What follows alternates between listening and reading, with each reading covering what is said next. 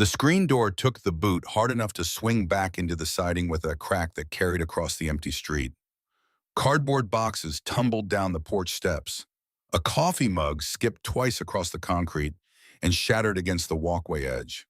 A pair of hands shot out and caught a leather jacket before it reached the dirt. Those hands were not delicate. The knuckles were wide and scarred. The skin thickened from 40 years of wrenches and handlebars, from engine heat and road cold, and the particular abuse that comes from doing physical work seriously for a very long time. They belonged to Lola Briggs. She was 75 years old. She did not cry. Two men in matching khaki shirts with a bank logo stitched over the left breast were carrying her life out of the house and stacking it on the front lawn in neat, organized rows. They were professional about it, polite in the way people are polite when they have a task and a schedule and no stake in the emotional weight of what the task involves. They called her ma'am. They asked twice if she needed assistance loading her truck. She said no both times and stood in the driveway with her arms at her sides and watched them work. She had lived in that house for 39 years. She had painted every room herself twice. She had replaced the water heater 3 times and the roof once, doing both jobs with help from people she had trusted enough to let through the door with tools in their hands. She had buried her husband Dale from the front porch on a gray January morning, 18 years ago, standing at the top of the steps and watching the hearse go south down the county road, while the neighbors stood along the fence line with their hats in their hands and said nothing, because there was nothing to say that would not be smaller than the silence. She had planted the garden along the east fence every spring and let it go in the fall and started again the following spring without needing to decide to. She had rewired the back bedroom rather than pay someone who would do it halfway. The men were careful and systematic. They labeled each box in black marker on the short side so the labels were visible when the boxes were stacked. Bedroom, kitchen, living room, garage. They arranged everything in rows on the lawn, the way a warehouse arranges inventory before it moves, organized and impersonal, which was, she supposed, what her belongings had become. She did not ask them to slow down when they came out with the rocking chair Dale had built in his workshop the year before Weston Monroe next door was born and had given her on their anniversary. Did not say anything when they lifted the dining table where her daughter Harper had done homework every evening all through middle school and high school, where the wood had a specific worn patch near the left edge where Harper had always rested her elbow. She watched. That was all. Watching was the correct thing to do. The leather jacket was the last thing she pulled from the back of the closet before the men arrived. It had been there for years, buried under coats and storage boxes, in the miscellaneous accumulation of a life lived mostly in forward gear. She had not worn it since the last time she rode with the club, which was longer ago than she liked to think about. She put it on in the driveway while the men were still working.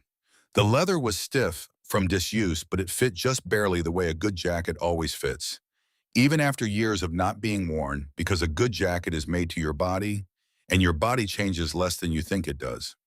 She zipped it halfway and felt the weight settle across her shoulders like something she had been missing without knowing it was gone. The patches on the back were faded but readable. Iron Covenant MC Events. Roads. A crest on the left breast that had meant something difficult to earn at a time when earning it actually required something of you. Her road name was Briggs.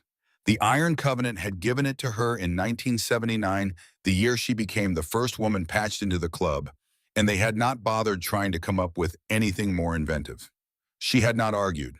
She had never been particularly interested in clever. She had run Briggs Motorcycle Repair for 32 years off the county highway a mile east of town. The shop had been a serious business, not a hobby shop, not a weekend side project. She had negotiated with parts suppliers twice her size. She had chased down customers who believed skipping a bill was something they could get away with. She had won those arguments because she had been right, and because being right and being willing to stand in the fact of it was generally enough. She had read contracts before she signed them. She had understood the difference between what a document said and what the person handing it to you wanted you to believe it said, until the one her daughter handed her. That was the detail she could not get past. Not the betrayal, not even the money, though the money had destroyed her. The fact that she had signed a document her own daughter placed in front of her without reading a single word because Harper was crying and her hands were trembling and she had said, "Please, Mom," Just this one time, it is not complicated, just a signature, and Lola had believed her. She had looked at her daughter's face and believed her. Harper's husband, Glenn, had presented it as a temporary problem, a short-term loan to bridge a bad month, a matter of a few weeks, and a small signature, and everything would be fine. Lola had signed, Glenn had taken the money and lost it at a card table in Phoenix inside of 3 months. Then he opened a second line of credit in her name, then a third. He used the equity in the house as collateral on instruments she never saw, forged her signature on documents she would never have agreed to, and drained every account she had one transfer at a time, spreading it across enough institutions in enough time that it was not visible until it was already done. Then he disappeared. Drove east with $42,000 in cash, and a woman nobody in town had known he knew, and did not call, did not write, did not leave a forwarding address. Harper called once from somewhere in Tennessee, said she would fix it, said to give her time. She never called again. Lola fought the foreclosure for 2 years. She retained attorneys on credit cards she could barely service. She applied to 4 different lenders for refinancing and was turned down by all of them because the fraudulent instruments had done what fraudulent instruments do when they go undetected long enough. She sold the repair shop for less than half its actual value and put every cent of it toward balances that barely moved. She cashed out the retirement account she had been building for 30 years. She sold her tools, one by one, machinery she had owned since before Harper was born, equipment that had built the business and sustained it and that she had never imagined selling. By the time the final foreclosure notice arrived, she was working part-time at an auto parts counter for $11 an hour just to keep the lights on. It was not enough. None of it was enough. The numbers were too large and her income was too small, and by the time everything was counted, the outcome was already determined. She stood in the driveway until the men were finished and thanked them, because that was the correct thing to do, and she had not stopped doing the correct thing simply because other people had stopped. The younger of the two looked at her with something in his face that was close to actual guilt, as though he understood on some level that the job he was doing had weight beyond its logistics. She did not respond to it. She nodded once and turned toward the motorcycle parked at the edge of the driveway. It was a 1974 Harley Shovelhead. The red faded to something close to copper. The black trim gone to dark gray over the years of sun and road. The carburetor had a slow fuel leak that made it run rich when the weather turned cold. The kickstart had grown stiffer every winter for the past 5 years. One cylinder ran slightly rough on long grades, but it ran. On a good day, it ran clean and smooth, and it went where she pointed it. She swung her leg over the seat and settled her weight in. The frame shifted under her, the leather creaked, the whole machine groaned the way old things groan when asked to wake up and remember what they were made for. She put her boot on the kicker and came down on it. Once, nothing. Twice, a cough and a long, unhelpful silence. Third kick. The engine caught. It stuttered twice and then opened up into the deep rolling sound she had known for 50 years. The sound that pushed against the chest from inside and reminded you that controlled combustion was still the most reliable miracle available to a person on a budget. She did not look at the men on the lawn. She twisted the throttle, felt the shovelhead answer, and rode. The county road took her north past the strip mall, where she had bought groceries on Thursdays for 2 decades, past the diner, where she had eaten breakfast on Saturday mornings since before Harper was born, past the high school, where Harper had played softball in a jersey that was always one size too large, the number barely legible on the back. Past the cemetery where Dale Briggs was buried under a flat granite marker that said his name and the years he had lived. Because when the time came to write something for the stone, Lola had found that everything she wanted to say was too large for stone, and so she had let the facts stand in for everything else. She did not stop at any of it. She kept the throttle steady and let the wind pull the heat out of her face and do what wind does when you ride, which is to say, it clarifies everything that does not need to be carried. The houses fell away as the road climbed north into the high desert above town. Scrub brush replaced the lawns and the concrete in the maintained edge of a place where people kept things up. Red rock formations rose on both sides of the road, like things that had been watching from before there were people to watch them and would be watching long after. The air was dry and clean and smelled of sage and warm dust and the faint sweetness of creosote after the previous night's rain. She rode for 40 minutes past the point where the road she knew well gave way to a road she knew only from visits she could count on one hand, until the pavement ended at a cattle gate and a dirt track wound away through the brush, with no signs posted and no markers set, just a road leading somewhere specific that nobody else would know to look for. The property was at the end of the track. 5 acres of Arizona hillside her grandmother Hope had purchased in 1947 for almost nothing back when that land was worth approximately what you paid for it and nothing more. There was no house on the property. There had never been a house. There was one structure, a concrete block garage, 20 by 40 feet, heavy steel door. No windows. It had been painted white at some point decades in the past. Now it was the color of old concrete, bleached and blistered by the years of desert sun that had taken the paint off in long strips. Hope Briggs had owned and maintained the property until the morning she died in 1998, at 92 years old, writing in a hand so steady in those final months that the letters she left behind looked like they had been written by someone 4 decades younger. In her will, she had left the land to Lola, not to Lola's mother, who was still living at the time and who would have been the expected choice, not to Lola's older brother, who had always been the one people expected things to go to Lola specifically, with one condition written on a separate piece of paper in Hope's precise and unhurried script. Do not open it until you have nothing left. Lola had read that line in the lawyer's office 26 years ago and had nearly laughed.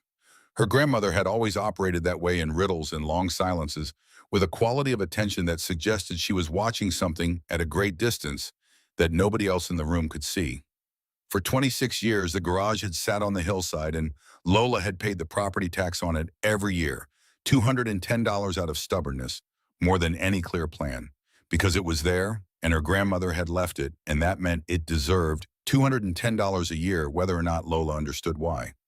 She had driven up the track maybe 4 times over those years, stood in front of the padlock, looked at it for a while, and driven back down. She had never put the key in. Now she had nothing. She killed the engine and let the desert silence settle around her the way it settles when you have stopped making noise, complete and immediate and very large. Wind moved through the dry grass along the back wall.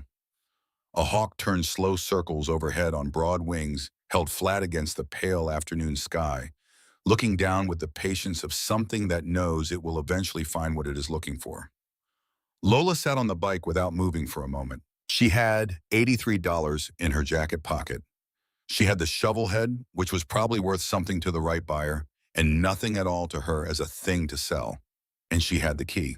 It had been on a thin chain around her neck since the day the lawyer handed it over after the will reading.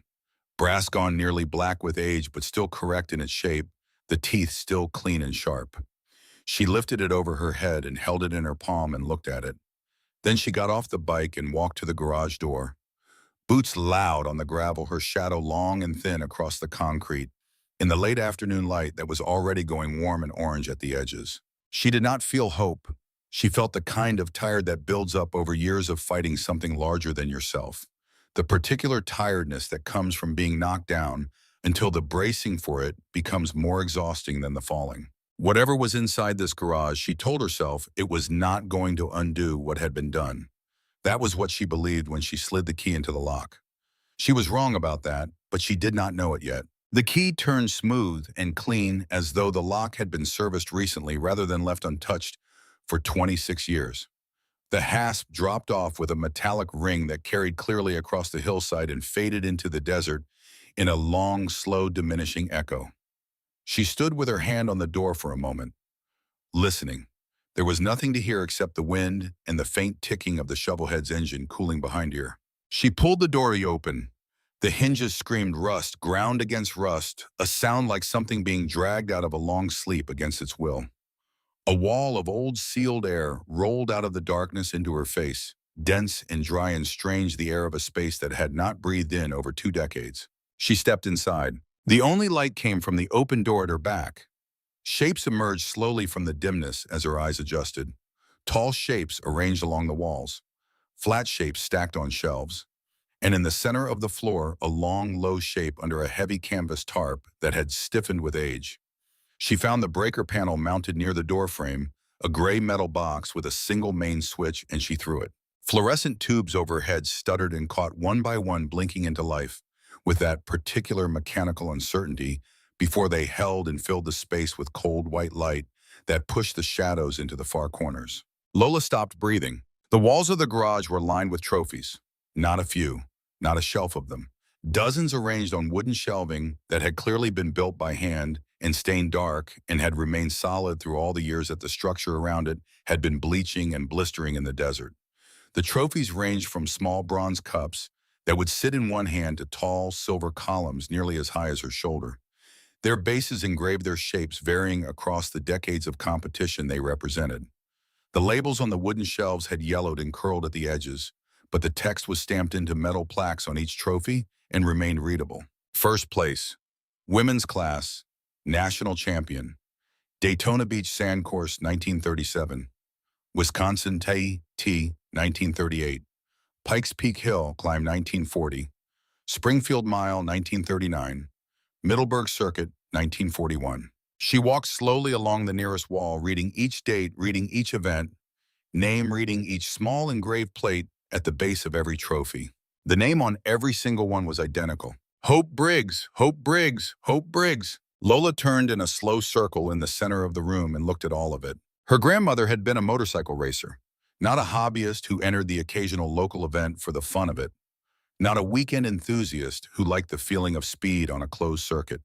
A champion, a national champion across multiple circuits, across multiple consecutive years, in an era when women were not supposed to be anywhere near a motorcycle at competitions. Speed, when the simple act of showing up at a starting line required a level of determination most people would not have called courage because they had no frame of reference for what it cost. Lola had been riding motorcycles since 1967. She had spent 3 decades running a serious repair shop dealing with riders and collectors and mechanics and dealers from across the country. She had attended major rallies and vintage events and had spent long hours in conversation with people who could trace the complete competitive history of nearly every significant rider from the pre-war era. Forward people who had dedicated their lives to knowing this history and preserving it. She had never once heard the name Hope Briggs spoken in any connection with any of it. She turned toward the back wall and felt the breath go out of her a second time. Photographs covered the entire back wall from floor to ceiling, edge to edge, hung so close together that only the narrow strips of wall paint between frames remained visible. Black and white prints, some sepia toned with age, some sharp, high contrast later, film stock. A young woman in leather breeches and goggles, standing beside a long, low motorcycle with a wide front tire and a big displacement engine, looking at the camera, with an expression that suggested the camera was incidental to more important things she had to do. The same woman at full lean on a dirt oval, the rear wheel throwing a wide wall of earth, her body pressed flat over the tank, the machine nearly parallel to the ground. The same woman standing on a victory podium, accepting a trophy from a man in a suit, while the crowd behind her was divided between people cheering and people whose expressions said something had gone wrong with the natural order of things. Every photograph was hope. At 20, at 25, at 32, a life that Lola had never known existed in the woman she had visited on holidays and received long letters from and never fully understood. She walked to the center of the room and stood in front of the canvas tarp. She did not need to look under it to know what was there. The shape told her. The upward arc of a fuel tank. The circle of a wire-spoked wheel. She gripped the edge of the tarp and pulled it back. The motorcycle underneath was the most extraordinary machine she had ever seen in 57 years of being around motorcycles. An Indian 4, not a reproduction, not a period-correct restoration, assembled from a mix of original and reproduced parts. Not a machine rebuilt from a stripped frame with donor pieces collected across decades. An original, complete, unrestored 1936 Indian 4, and it had not faded a single shade from the day it was finished because no sunlight had ever reached it in the sealed garage. The cherry red paint was as deep and saturated as the day it was applied, a color that looked almost luminous under the fluorescent lights. The chrome was not merely present but flawless, every surface intact, every detail preserved. The leather saddle had cracked in places across the long, dry years, but remained whole and shape still, carrying the subtle contour of the body of the rider who had last sat in it. The fuel tank was hand-painted thin gold pinstriping running around a central white panel, and inside that panel, in clean, confident numerals, the number 9. A small brass plate was riveted to the frame near the engine cases. Indian Motorcycle Company. Springfield, Massachusetts, 1936. Lola knew what this was worth.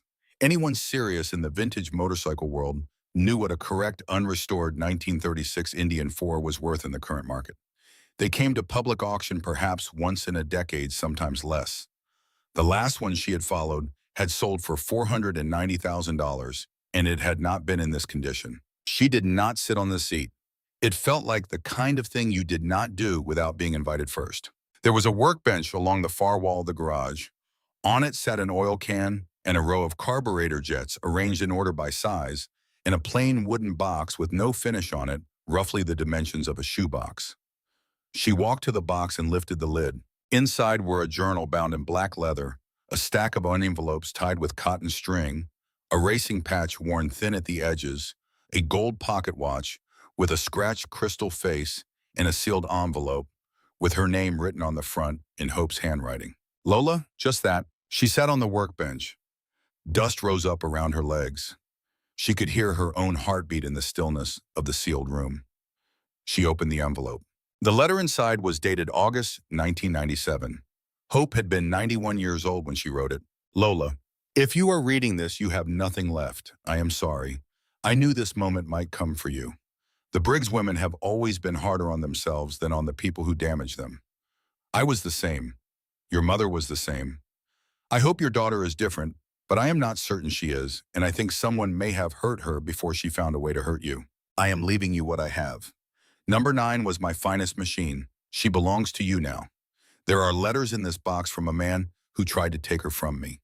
His son is still alive, and he knows this property exists. He will come the moment he learns it has been opened. Be ready. Look underneath the workbench. There is more than what you can see from where you are sitting. Love, Grandma. Lola read it twice. She picked up the gold pocket watch. It was inexplicably warm in her palm, as though it had been sitting in afternoon sunlight rather than sealed in a dark room for over 2 decades. She wound it 3 careful turns. The mechanism inside clicked and engaged. The second hand began to sweep. She set the watch on the bench beside her and looked at the Indian 9 across the room. She set it quietly to the empty garage. All right, Grandma, all right. Then she went to the far end of the workbench. There was a steel toolbox sitting at the corner, old and heavy, the standard kind. She lifted it aside. Beneath it, set into the surface of the workbench itself, was a small brass ring. Just a ring flush with the wood, the kind used as a pull handle. She tugged on it. A section of the bench top swung upward on a concealed hinge, revealing a hollow beneath. A short wooden ladder was set flush against the interior wall of the hollow, 3 rungs descending into darkness. She found a light switch inside the frame of the opening and clicked it. The space below lit up. It was the size of a large closet lined entirely with cedar planks that had kept their moisture and their smell through all the years the rest of the structure had been drying in the desert heat. The planks had been fitted carefully, the corners tight, the shelves that lined 3 walls built with the same attention to craft that had gone into the shelving upstairs. The shelves were full. She pulled the oilcloth from the nearest item and knew it immediately. A frame, a Crocker, a 1939 Crocker motorcycle frame, the most sought-after production motorcycle chassis ever built in America, from a production run so limited that fewer than 100 complete original machines were believed to survive. The last Crocker she had tracked at public auction had sold for over $700,000. She pulled the cloth from the next piece and recognized it from photographs she had studied years ago.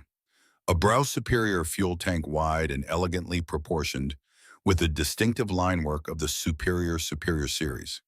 The kind T.E. Lawrence had been riding on the road in Dorset when he was killed. She pulled another cloth back.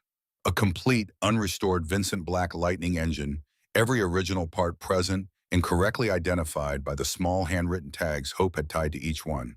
Lola sat down on the cedar floor of the cellar and put both hands over her face. Her grandmother had spent 40 years quietly and methodically gathering the most significant pieces of American and British motorcycle history at the precise period when nobody else understood what they would one day represent. She had bought them when they were cheap, when the men who owned them were selling them as obsolete scrap or disposing of them as inherited objects with no clear use, when the entire category of pre-war American performance machines was considered an interesting footnote rather than a serious area of preservation. She had wrapped every piece in oilcloth, labeled each one in her own hand, and stacked them on cedar shelves in a concrete building sealed against the desert in a location nobody would look. She had been doing this alone for 4 decades and had not told a living soul. There was a small ledger on the bottom shelf. Lola opened it. Every piece was listed in the same careful hand. Date acquired, price paid, provenance, condition notes. At the bottom of the final page in pencil, dated 1997. Whatever this is worth, it is hers now. Use it well.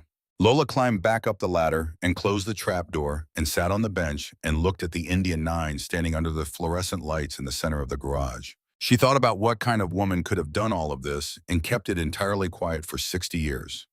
She thought about all the conversations they had not had, about all the times she had sat with Hope over a Sunday dinner or a cup of coffee and talked about ordinary things while her grandmother sat across from her and watched her with that particular look and said nothing about any of this. She picked up the journal from the wooden box and opened it to the first page. Hope had started it in January 1934, the year she bought the Indian 4, from a dealership in Phoenix with money she had saved for 2 full years, working as a seamstress in the evenings after her day job at a textile warehouse.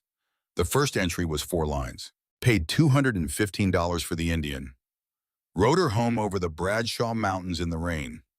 Nobody thought I would make it over the pass. I made it. The entries expanded from there, the handwriting loosening as Hope found her way into the practice of it. The first race, a county fair circuit in Wisconsin in the summer of 1935, where she had registered as H. Briggs because the circuit would not accept a women's entry, and she had decided that being told she could not enter was a different thing from actually being prevented. She had kept her helmet on until she had crossed the finish line, and the man at the flag had already written down the results. The registration clerk had recognized her behind and tried to wave her off the starting grid. She had gone around him and won by 14 seconds. The next entry described a crash the following season at 40 miles an hour, a dislocated shoulder and a broken collarbone, and finishing the race before she would allow anyone near her. She had written it the same way she wrote about a fuel mixture adjustment. Lola read until her eyes ached, and she looked up and saw that the sky outside the open door had gone deep blue, and the first stars were already present overhead. She had completely lost track of time, which had not happened to her in months. She stood and stretched her back and walked to the wooden box and untied the letters. The first envelope was dated November 1962. Inside was a letter in Hope's hand. Thaddeus Gallagher came to the property today with a business partner and offered $12,000 for the Indian.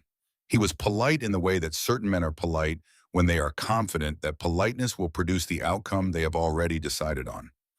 He told me he had been at Daytona Beach in 1937.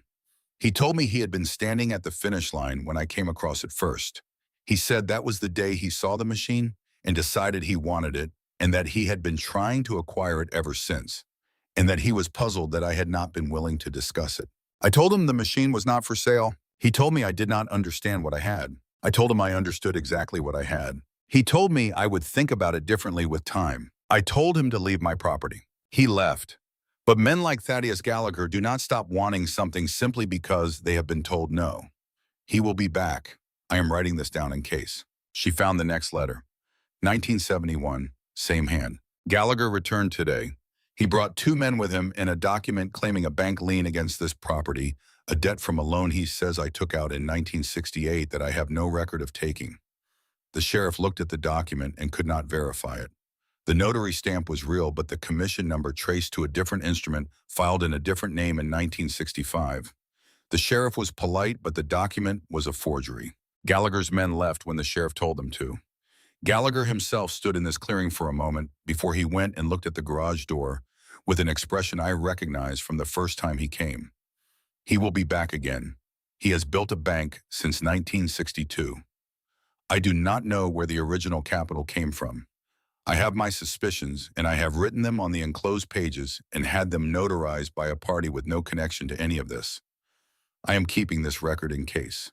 The Briggs women have always been harder on themselves than on the people who damage them. I do not intend to let that be true here. Lola was still reading through the letters one by one when she heard the sound. 2 engines on the dirt road below. Not motorcycles. Trucks, both of them moving fast up the track. She set the letters down and walked to the doorway. 2 black pickup trucks lifted high on oversized tires, bright headlights, cutting through the last of the afternoon light. They came up the dirt road without slowing and pulled into the clearing in front of the garage with the confidence of people who have already decided how a situation is going to go. Four men stepped out.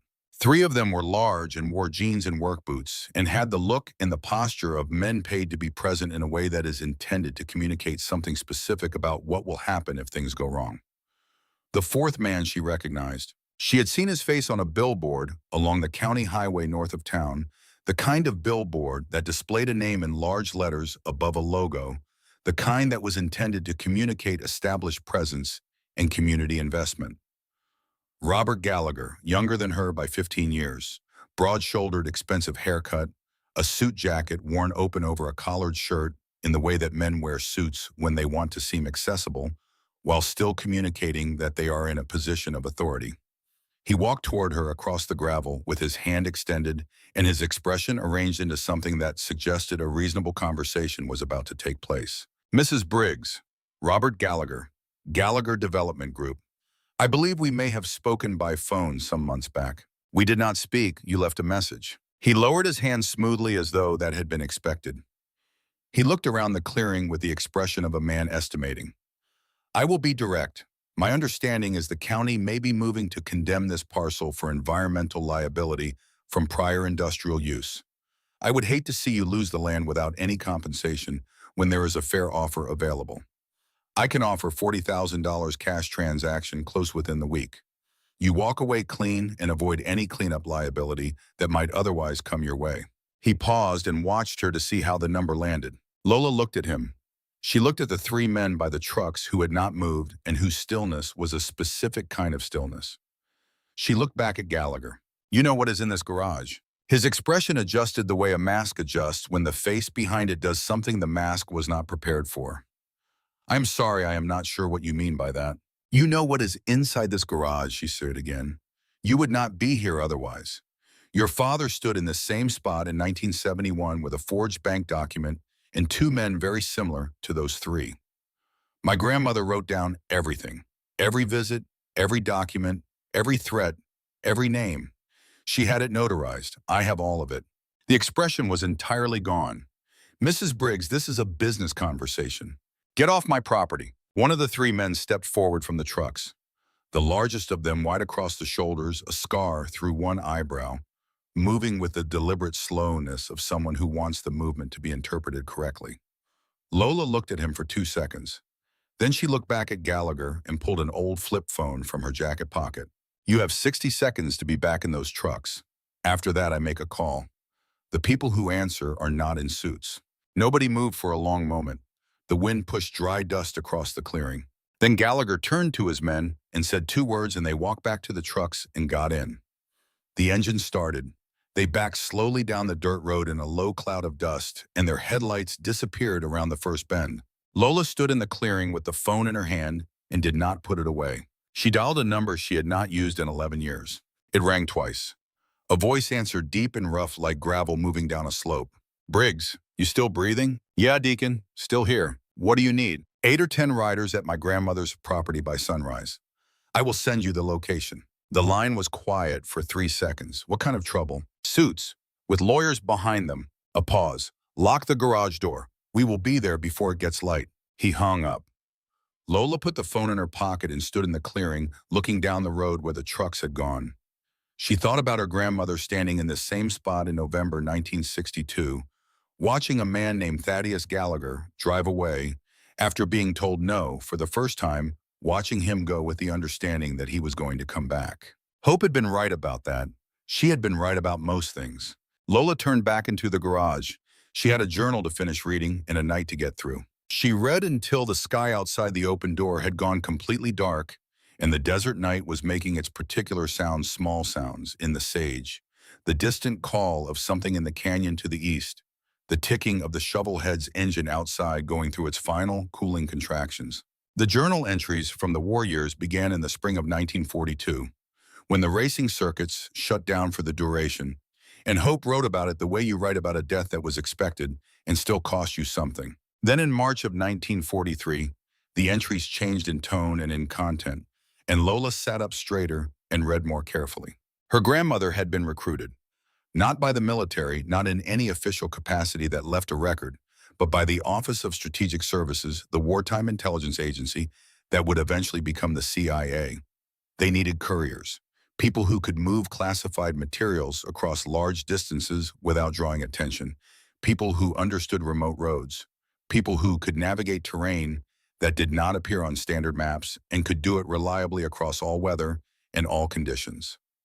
People specifically who were overlooked. Nobody suspected a woman on a motorcycle of carrying anything important. Nobody looked twice. Hope had spent 3 years riding number 9 across the Southwest corridor. Arizona to California, New Mexico to Nevada, mountain routes and desert tracks that she memorized and never wrote down, saddlebags and frame compartments. She had modified herself to specifications that were not in any manual. Classified documents, technical materials, things whose nature the journal described only obliquely. She had been good enough at it to be recognized for it 3 times quietly, officially off the record. Lola set the journal down and reached into the wooden box. At the very bottom beneath everything else was a small velvet pouch she had not noticed before. She opened it. 3 medals tarnished but complete, each one stamped with an eagle and a date. She laughed out loud, a short, sharp sound that bounced off the concrete walls and came back to her from the corners of the room. Her grandmother, the strange, quiet woman with the long silences and the distant eyes who had grown things in her garden and kept chickens and taught Lola to change a tire at age 9, and had never across all the years of Lola's life said a single word about any of this. She had been a champion. She had been a spy. She had preserved a piece of history that nobody else had cared enough to save, and had hidden it in the desert, waiting for the moment when it would be needed. She had known Lola would be the one who needed it. Lola kept reading. The journal named Thaddeus Gallagher in detail that went beyond the letters. She had tracked his financial movements through public records over the years, had documented the pattern of the Gallagher money back to its origins, had made a careful case in her small handwriting on the pages of a journal that nobody had read for 26 years. She read until she heard the motorcycles coming up the dirt road. Not trucks this time. Motorcycles, many of them moving in the slow, deliberate procession that a group of experienced riders makes when they are going somewhere specific and do not need to hurry. She walked to the doorway. The first headlight appeared around the bend. Then a second, then more behind it, a long string of lights moving through the scrub brush in the sage in the darkness. She had asked for 8 or 10. This was not 8 or 10. Silas Hogan, who everyone in the Iron Covenant called Deacon, was at the front on a Road King so old the chrome had gone to silver. He pulled into the clearing and cut the engine.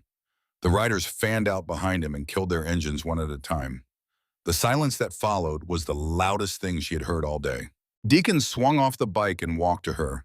Late 50s gray starting at the jaw, wide shoulders, a leather vest covered in patches that matched the ones on her own jacket. He stopped a few feet away and looked at her face the way someone looks when they are actually looking at another person rather than at the impression they are making. "You have been crying, Briggs. Number." "Yeah." He stepped forward and put an arm around her for a moment the way people do when there is nothing to say that words would not make smaller than it deserves. He smelled like road and engine oil and tobacco, like every mile they had ever ridden together. When she stepped back, she pointed at the garage. "You need to see what is in there." He walked in first. The Iron Covenant filed in behind him, men and women with gray at their temples and decades behind their eyes, all of them in colors. Nobody spoke. Deacon stood in front of the Indian 9 for over a minute without moving. Bonnie Mercer, who the club called Rampart, moved slowly along the wall of trophies, reading each date, reading each engraved name. When she reached the last one, she turned back toward Lola with her hand pressed flat over her mouth. "Hope Briggs," she said quietly. "I have read that name, old racing publications, vintage circuit histories going back to the 30s. I never knew what had become of her. I never knew any of this existed." Lola kept her voice steady. "She ended up here. She left it to me, and someone is trying to take it." Deacon turned around slowly. He looked at Lola for a moment with an expression that had made many people in many situations understand that the conversation was over and the decision had been made. Then he pulled out his phone. "No, they are not," he said, and he began making calls. By morning, there were 70 motorcycles in the clearing. By 8 o'clock, a news van had come up the road and parked just past the cattle gate. By 9, Dr. Raymond Weaver from the Smithsonian Institution had arrived in a compact sedan with government plates and was standing in front of the Indian 9 with a magnifying loupe saying nothing at all for a very long time. By noon, Robert Gallagher had come back. He came alone this time in a black SUV with tinted windows, which was probably calculated to make him look reasonable. He stopped halfway up the dirt track when he saw the 70 motorcycles arranged along both sides of the clearing and the news camera being positioned near the gate. He sat in the vehicle long enough for it to mean something. Then he got out. A sheriff's cruiser had come up behind him and stopped on the road. Levi Decker had been the county sheriff for 12 years. Lola had known him when he was a deputy, a young man who took his position very seriously and who sometimes let that seriousness get in the way of thinking through what the position actually required. He had not changed as much as she might have hoped. He got out of the cruiser and they walked up the road together. Mrs. Briggs Decker said, "Mr. Gallagher has a purchase agreement and is claiming the county has initiated condemnation proceedings on this parcel for environmental contamination." "The county has not initiated any such proceedings," Lola said. "I called the clerk's office at 5:30 this morning and confirmed that nothing has been filed under this parcel number." Decker shifted his weight. "The paperwork he has may." "Nothing has been filed," Lola said again, and kept her voice flat. "I also have documentation going back to 1962 showing this family's pattern of using fraudulent instruments to attempt to acquire this property. My grandmother was a careful woman. She kept records, dated, witnessed, and notarized." Gallagher kept his voice measured and his expression controlled. "Mrs. Briggs, I understand you have been through significant difficulties recently. I am not here to cause you further trouble. I am trying to offer you a way forward." Rampart spoke before Lola could answer. Her voice was steady and matter-of-fact, the voice of someone who has done the reading and is reporting what it says. Thaddeus Gallagher filed a fraudulent bank lien against this property in 1971. The sheriff at the time reviewed the document and found it could not be authenticated. The property owner documented the event, the individuals present, in the precise language of the instrument in writing that was subsequently notarized. If Mr. Gallagher has a purchase agreement he would like to present in a legal proceeding, that documentation will be entered in response. Dr. Weaver had come out of the garage and was standing to one side of the clearing, listening. He did not say anything. He did not need to.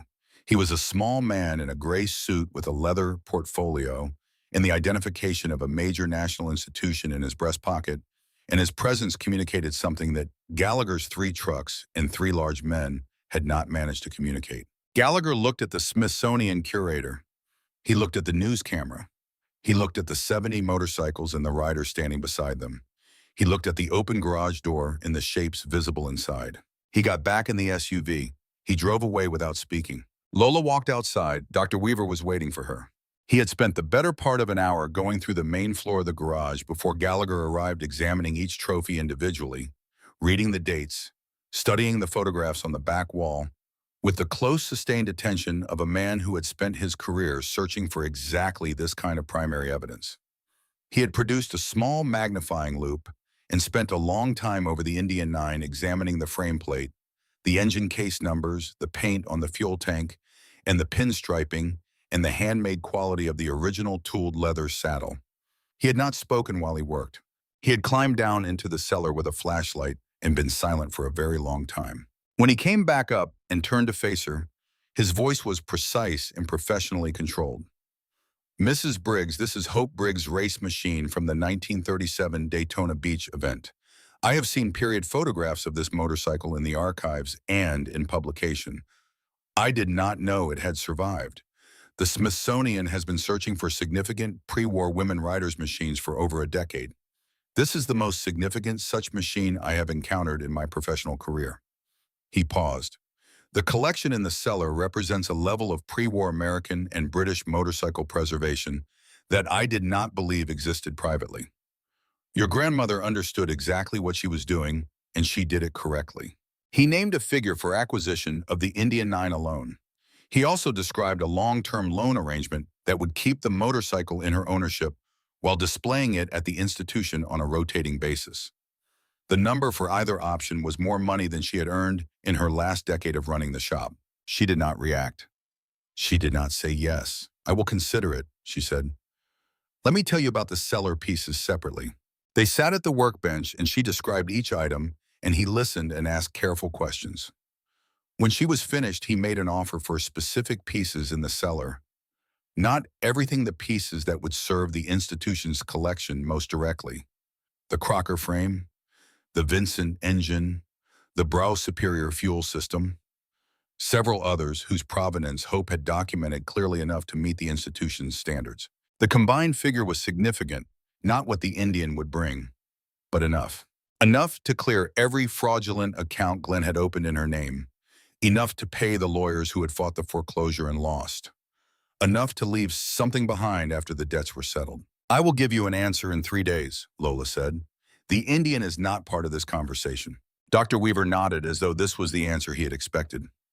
He gave her his card, shook her hand, and left. Lola walked out to the clearing. Gallagher's SUV was long gone. Decker was still standing by his cruiser, looking at his phone, looking like a man who would rather be somewhere else. She walked to him. "That condemnation report," she said. "Someone in the county office generated a false report with false information about this parcel. That is worth looking into carefully." Decker looked at her sideways. "You think someone in the office?" "I think the Gallagher family has been operating in this county for 50 years, and that the county office is not made of different people than the rest of the county. That is what I think." He left without arguing. The news van packed up an hour later. The Iron Covenant began to clear out through the afternoon riders with lives to return to people who had come when it mattered and stayed until it was settled. Deacon stayed. Rampart stayed. A handful of others who had nowhere they were required to be. 3 days later, Lola called Dr. Weaver and agreed to sell the cellar pieces he had identified. Not the Indian, not the trophies, not the photographs, not the journal, not the medals from the velvet pouch. The pieces in the cellar were enough for everything that needed clearing. She settled the debts methodically. Every fraudulent account, the legal bills, the collection agencies that had been calling for 2 years. When it was done, she had enough left for a down payment on a small house at the bottom of the dirt road below the garage. 1 bedroom, a porch that faced east toward the hill, a yard that was mostly gravel and sage, and a single old juniper tree.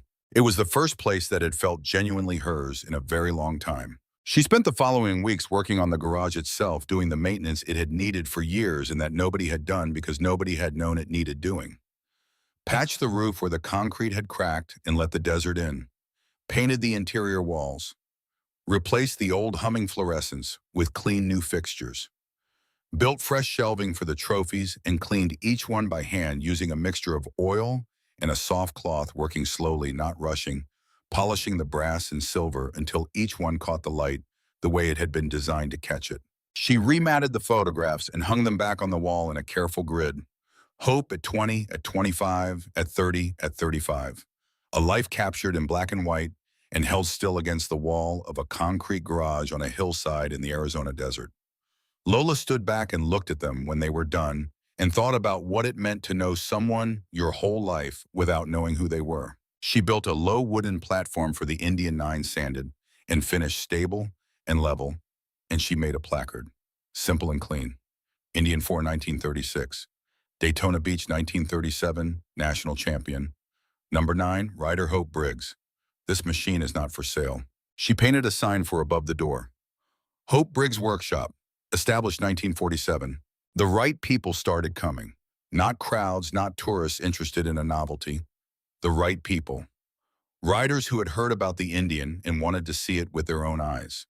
Collectors who had read about the Smithsonian acquisition and understood what it signified.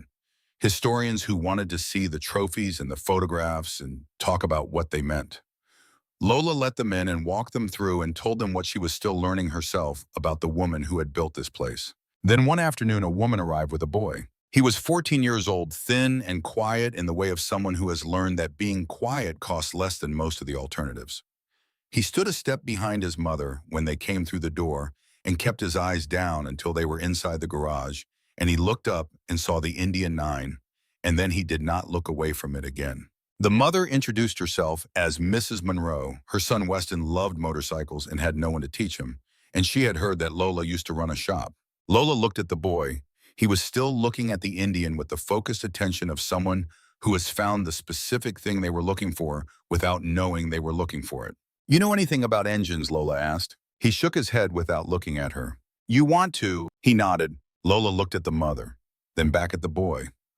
Come back tomorrow morning, 8 o'clock. Wear clothes you do not mind ruining. Weston Monroe arrived the following morning at 7:40.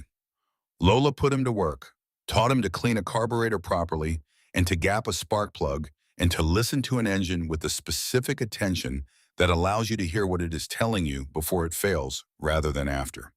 He did not say much. He watched and he listened and he did what she showed him. After 2 weeks, she taught him to rebuild a carburetor from its component parts.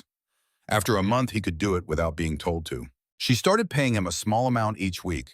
Not much, enough to make it official, enough so that showing up every day meant something beyond just wanting to be there. 3 more apprentices arrived over the following months.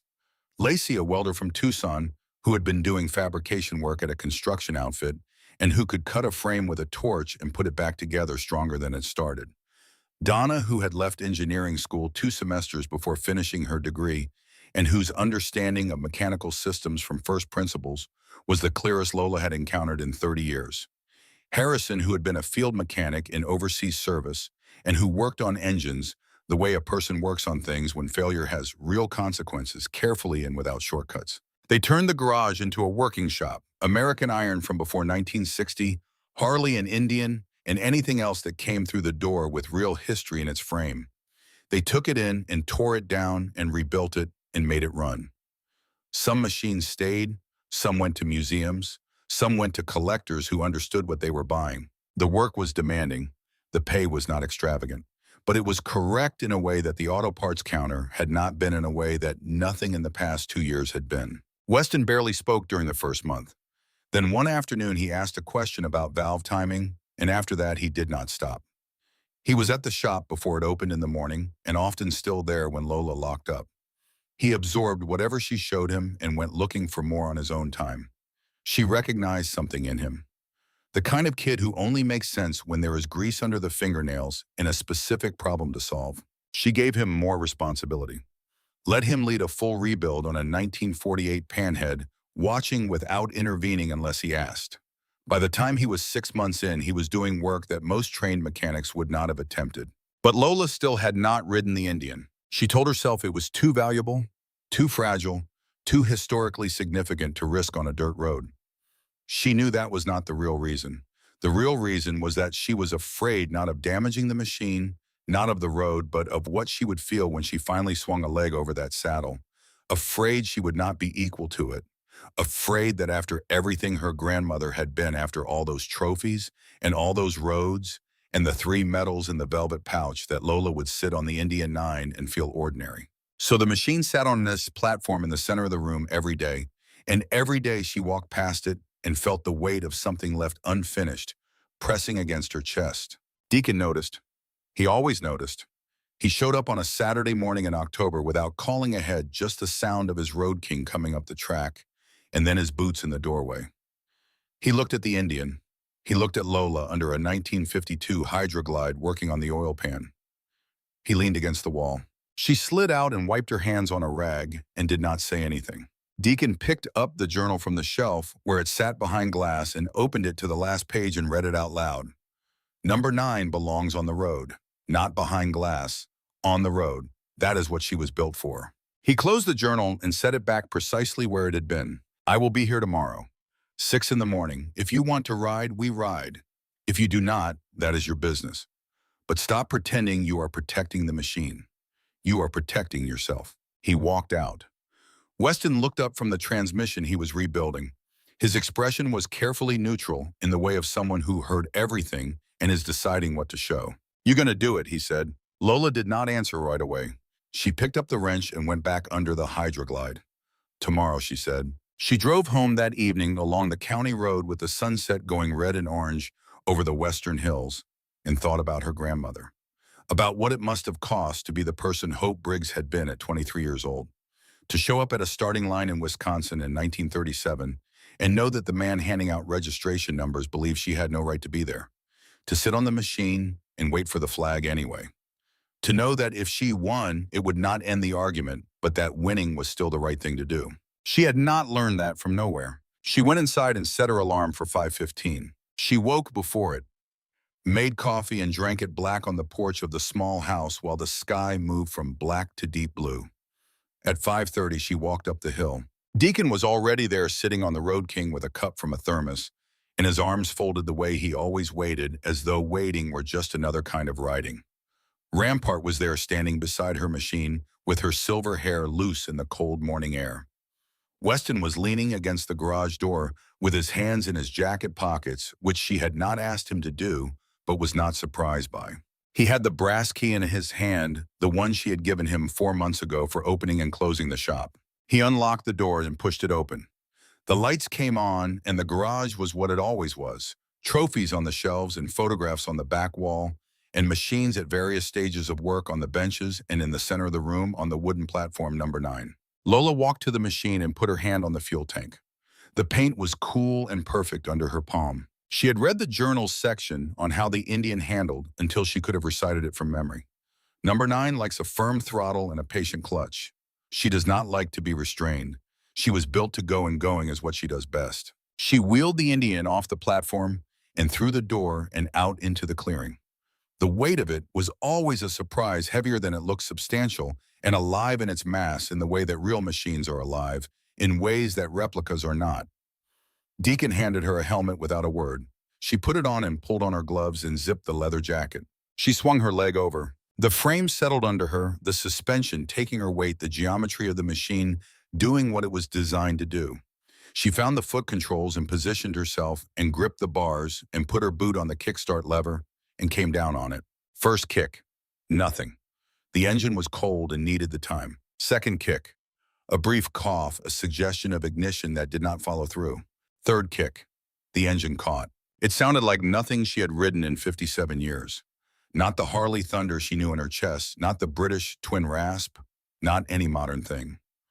Older and deeper and more certain, a sound that had no real equivalent because the machines that made it were almost entirely gone. It settled into an idle she felt through the frame and the bars and the boards at her feet. All at once, the vibration of controlled combustion that was very much present and very much real. She sat for a moment. Then she eased the clutch out and gave the Indian throttle. The machine moved forward, smooth and responsive and absolutely certain of itself, in the way that well-made things are certain when they are doing exactly what they were built for. She rode out of the clearing and down the dirt track, slowly learning the way it steered the weight of the front end, the feedback through the bars over the rough ground. Different from anything she had ridden. More present, more there. The dirt gave way to pavement at the county road. She turned east. The sun was not yet above the ridge, but the sky ahead was turning pale gold at the horizon and deep blue overhead. She gave the Indian more throttle. It responded without hesitation. No stumble, no protest, no lag. It simply ran fast and smooth and absolutely certain, exactly as Hope had described it in the journal, exactly as a machine built for this purpose runs when it is finally allowed to do what it was made for. Lola felt the speed build under her and the wind against the jacket in the desert opening up on both sides, and felt something release inside her chest that she had been holding shut for 2 years. She rode east through the pale gold morning light. She rode the road her grandmother had ridden, or a road like it, the county road east that connected to the mountain passes in the desert corridors Hope had described in the journal, and riding it on number 9 in a morning that was turning gold. She felt the specific and strange sensation of moving along a line that had been drawn before she was born by a woman she had never fully known for a moment exactly like this one. She rode for an hour and 20 minutes without stopping. She thought about a specific line in the journal, one she had read 3 times without quite absorbing it. Hope had written it after the 1939 Springfield Mile, the year she had won by a margin that made the men's class times look at her results twice. She had written, "The road does not ask who you are. It only asks whether you can ride." Lola had been riding for 57 years, and she understood now that understanding a thing and knowing it were not the same condition. She had known that line when she read it. She understood it now, moving through the pale gold desert morning on a machine that had been built for exactly this, with exactly this intention, by people who believed that a machine and a road and a person were 3 things that became one thing when the conditions were right. The conditions were right. When she came back into the clearing, the sun was fully up and warm, and the desert was alive around her. She shut the Indian down and sat in the settling silence with her hands on the bars and felt the vibration fade out of the frame degree by degree. Then she swung her leg off and stood in the gravel. Deacon walked over and stopped a few feet away. His face gave nothing as it never gave anything, which was one of the qualities that had made him effective for 40 years. How was she? She is extraordinary, Lola said. He nodded once. Yeah, she is. Lola pulled off the helmet. She looked at her hands. They were steady. She had not been sure they would be. She walked to where Weston was standing at the edge of the clearing with his hands in his jacket pockets, trying to appear as though he had not been watching every moment of it. She walked up to him and took the brass key from the chain around her neck. The key Hope had left her, the key that had opened the garage and unlocked everything that followed. She held it out and set it in his palm. Lock up tonight, she said, and every night, open up every morning. Take care of this place when I am not here to do it. Weston looked at the key, then at her. What does this mean? It means exactly what I said. You lock up. You open up. You take care of what is here. He closed his fingers around it and held it and did not say anything else, but something in his face showed that he understood the weight of it. She walked back into the garage. The morning light was coming through the open bay now and lighting everything inside the trophies and the photographs and the tools and the machines. She looked at it all and thought about Hope, about Harper, about all the roads that had led here and all the ones that still went forward. For the first time in 2 years, she felt exactly where she was supposed to be. The months that followed built into something that felt permanent in the way that good work feels permanent, not finished but rooted. The garage became known in the specific circles where this kind of thing becomes known. A 1947 Indian chief came in from a barn in New Mexico, 30 years untouched. A 1945 knucklehead arrived from a shed in Utah. A 1950 panhead from the estate of a man whose family had not known what they had. They tore each one down and rebuilt it correctly and made it run. Lacey set up a welding station in the back corner that could fabricate period-correct parts for machines that had not been in production since the Truman administration. Donna established working relationships with collectors in 4 states and with 3 museums that kept a regular flow of significant machines coming through. Harrison became the person that serious restorers in the Southwest called when they had a problem they could not solve. He solved them from a description on the phone without needing to see the machine, which was the kind of knowledge that only comes from doing the work for a very long time under conditions that required it. Weston had turned 15 and was leading rebuilds that most trained mechanics would not have taken on without supervision. He barely spoke unless the subject was engines, and when he spoke about engines, people listened because what he said was accurate and complete. Then on a Thursday in late October, an old sedan came up the dirt road and parked at the edge of the clearing and sat there for a long moment before the door opened. The woman who stepped out was thin in the way that comes from not eating enough for a long stretch. Her hair was pulled back in a ponytail, her jeans were plain, and her shirt was too light for the desert evening. She stood beside the car with her arms crossed over her chest and looked at the garage and at the motorcycles and finally at Lola standing in the doorway. It took Lola 3 full seconds to recognize her own daughter. Harper had aged a decade in 3 years. The lines at the corners of her eyes were deep now, and her face was hollow at the cheeks in the way that faces get hollow when they have been carrying something heavy for too long. Her hands crossed over her own arms were visibly trembling. She did not move toward the garage. She stood beside the car and looked across the clearing. Lola stepped outside. She walked halfway to the car and stopped. The silence between them had the weight of the specific things it was standing in for. Harper's voice, when she finally used it, was small and careful.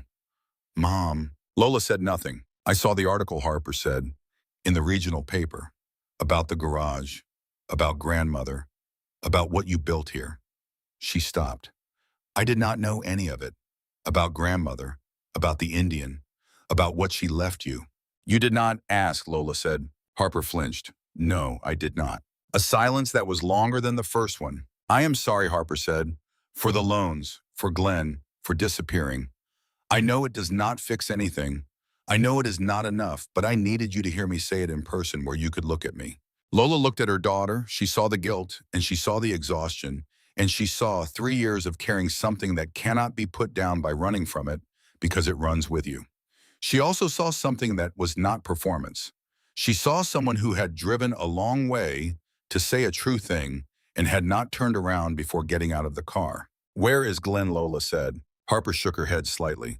He left 2 years ago. Took what remained. I have not heard from him. And you have been in Phoenix? Yes, working at a diner, staying week to week. Why now? Because I saw the article and I saw what you had done, and I realized you had fixed it yourself. And I thought at the very least I could come and tell you I was sorry in person, so you could see me say it. Lola was quiet for a long moment. You destroyed my house, she said. Her voice was level, not heated, simply accurate. I know. You destroyed my credit. You watched me sign documents without telling me what was in them. I know. Then you ran away and did not call. Harper's eyes filled. I was too ashamed. I thought if I could fix the money, I could come back and make it right. But I could not fix it. And every month I waited made it harder to come back.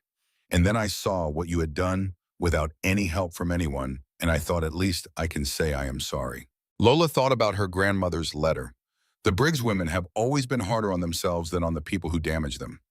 She thought about what it cost to drive 3 hours and stand in a clearing in front of someone with every right to send you away and say the words anyway, knowing you might be sent away regardless. Come back Thursday, Lola said. Noon, bring nothing and expect nothing. Harper stared at her. I am not saying everything is all right, Lola said. I am saying come back Thursday. Harper nodded. She got back in the car. She drove slowly down the dirt road and Lola watched until the car was out of sight. Then she went back into the garage. Harper came back Thursday at noon exactly. She had brushed her hair. That was the main visible change. Lola was working inside when she drove up. This shop runs on work, Lola said. We have more work than people right now. You will clean, organize, make supply runs, do whatever needs doing. I will pay you what the work is worth. If you are serious about learning the mechanical side, you will learn it. Harper looked at her. You are offering me a job. I am offering you a chance. Those are not the same thing. What is the difference? A job ends when you stop showing up. A chance ends when you waste it. Harper nodded. She came back every day after that.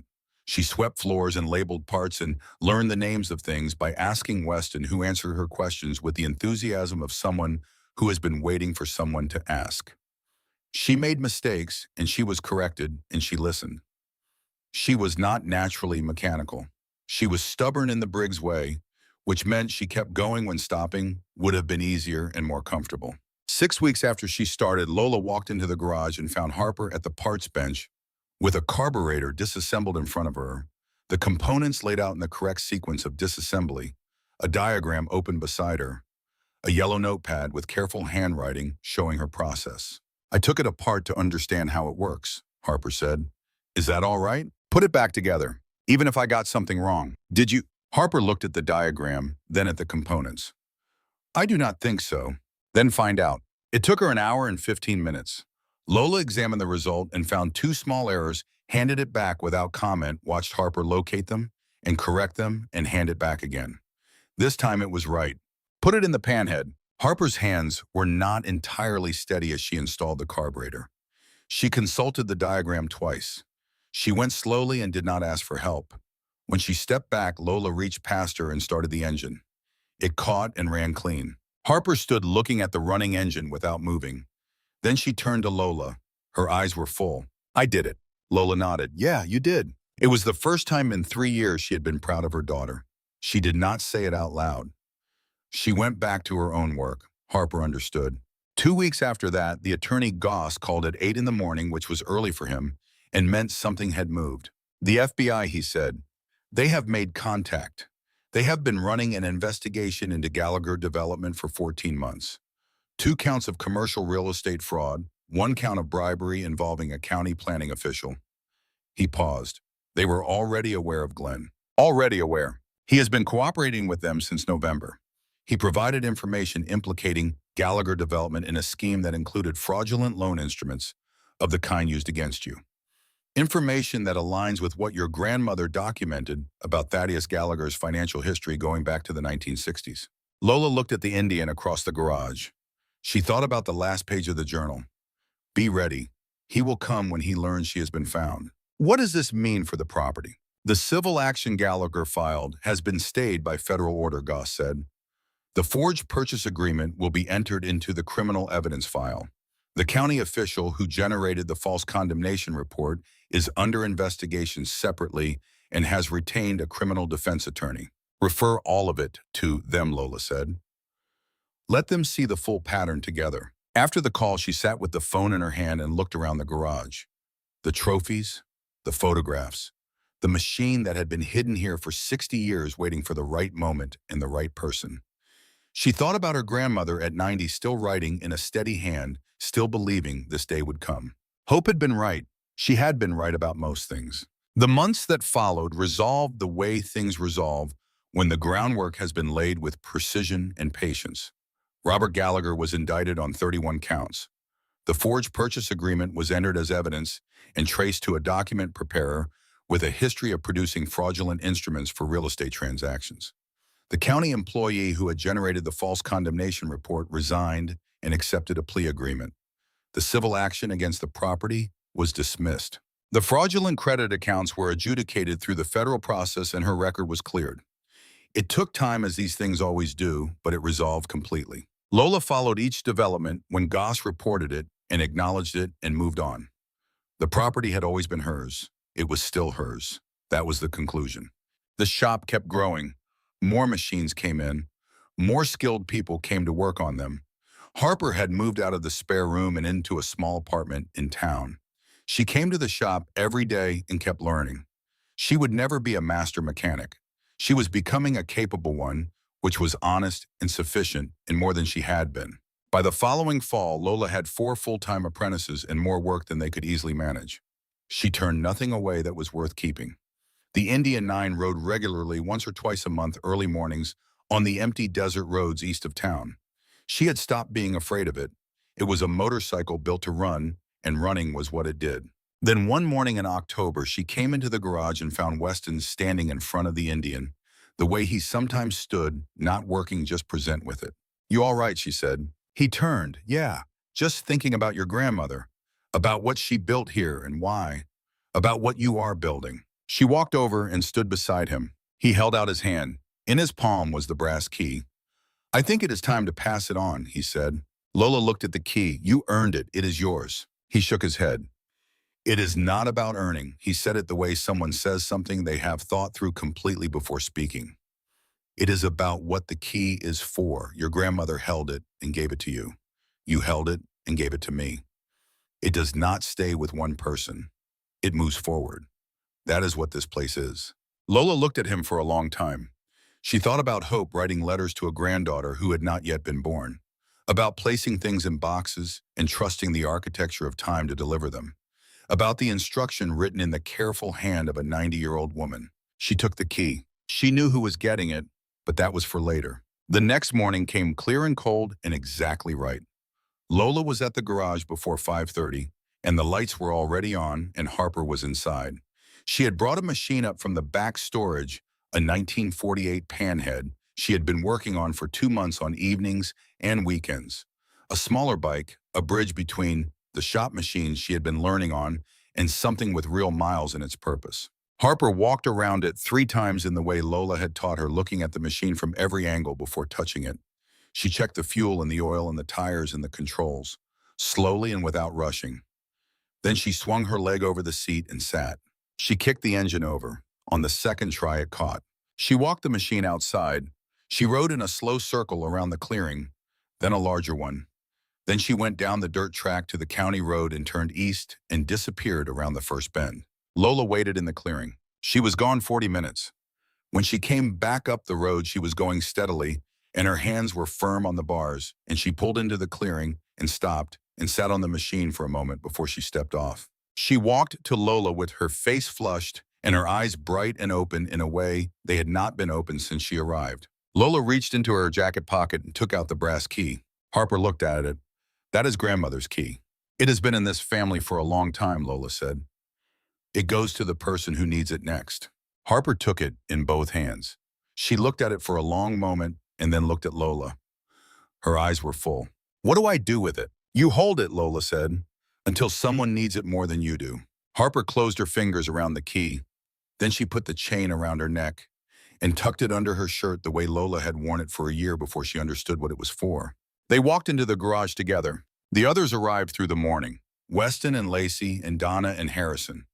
Tess, the newest apprentice who had driven down from Flagstaff 2 months ago on her own machine, and who had hands that knew more than her age suggested she had been taught. The shop came alive with the sounds of work beginning. The Indian 9 sat where it always sat in the center of the room. Road dust on the tires from the previous week's ride. Oil on the concrete beneath it. The cherry red paint catching the morning light through the bay the same way it always caught it. Deacon came in at mid-morning. He stood in front of the Indian for a moment in the way he always did. He looked at Lola. "She is good. She is good." He nodded. They stood together and the shop worked around them, and the day moved and the machines took shape under careful hands. The sun crossed the sky and came through the open bay and lit up everything inside. Harper worked at the parts bench across the room. The brass key was on the chain around her neck, tucked under her shirt, where it had always belonged. When the others had gone and the floor was clean and the tools were hung, Lola stood in the doorway of the garage and looked out at the desert going dark. She reached into her jacket pocket and found it empty. The key was where it belonged. She looked up at the first stars appearing in the east and thought about Hope Briggs at 23, sitting on number 9 at a starting line in Wisconsin in February 1937, watching a man try to prevent her from racing, waiting with a certainty that needed nothing from him or from anyone. She thought that wherever the dead went, they got to know how things turned out. She went inside and turned out the last light.